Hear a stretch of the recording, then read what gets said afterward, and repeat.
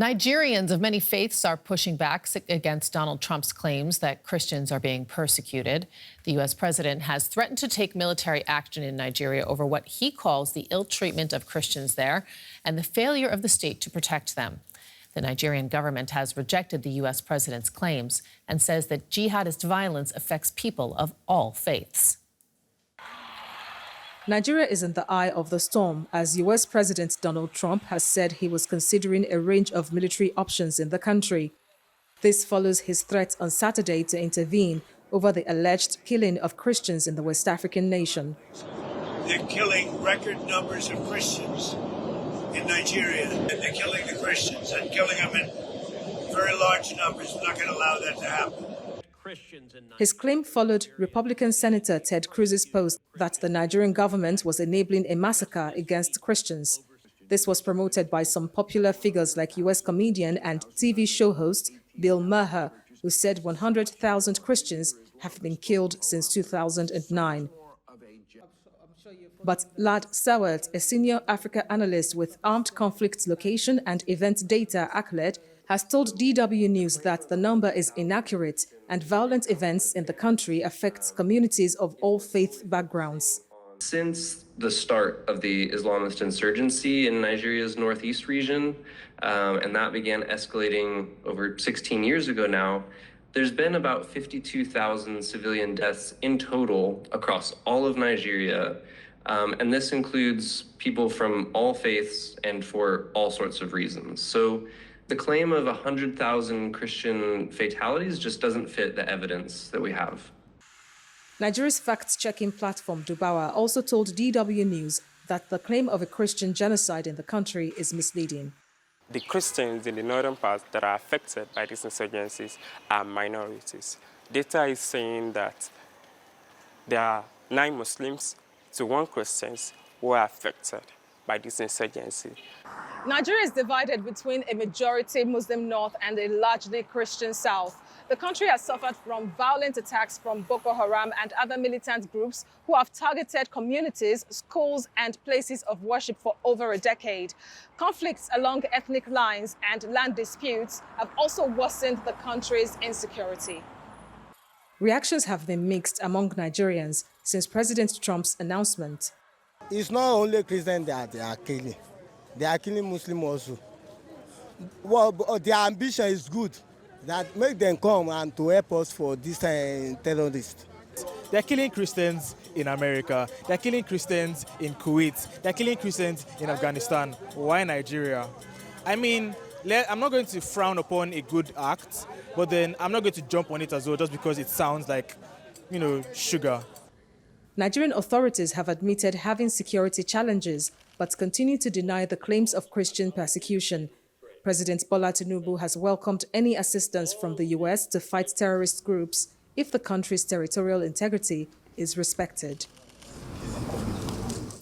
And let's get more now. I'm joined by Kabir Adamu, security analyst and managing director of Beacon Consulting, an enterprise security risk management provider in Nigeria and in the Sahel. Welcome to DW, and thank you so much for your time.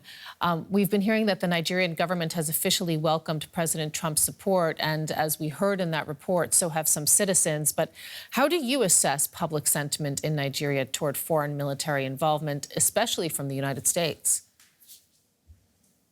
Good morning. Largely divided. You have a group that seem to, describe what has been happening as an atrophy by the Nigerian state.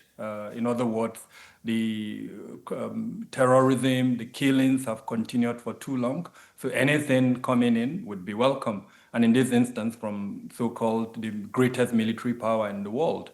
So that group kind of welcomes it. But then you have another group that speaks strongly around Nigeria's sovereignty and the fact that there is a misunderstanding of the conflict typologies in Nigeria. In other words, it's not only Christians that are being targeted, it's a general targeting of all faiths in Nigeria. So that group is extremely uncomfortable and actually unhappy with the Trump statement and then the threat of a military intervention in Nigeria. Now, President Trump has echoed claims of a Christian genocide in Nigeria. Where do these claims come from? Largely from a group of, I would say, it's evangelical base. And then, of course, from some U.S. organizations, including the United States Commission for International Religious Freedom, USCRIF. If their report released in July 2025 did indicate that there is a suppression of religious freedom in Nigeria, even though in that report they admitted to the fact that the suppression is not just on Christianity, it's a suppression against all forms of religious freedom, including Islam. But then interestingly, they singled out what they referred to as the blasphemy laws in Nigeria. There are 12 states, northern states in Nigeria that have introduced Sharia law, which of course was brought out in that report. But beyond that, what they failed to acknowledge is that the blasphemy laws have origins to pre-independence time in Nigeria, to the colonial period in Nigeria, and cuts across all the religions in Nigeria. Both Christians and Muslims, to an extent, adopted the blasphemy laws. And so it would be difficult, really, to single out any particular organization or individual to say they are responsible for it. It's, again, Trump's evangelical base that are pushing it. And I think it's pandering to that evangelical base by mentioning the Christianity or genocide in Nigeria.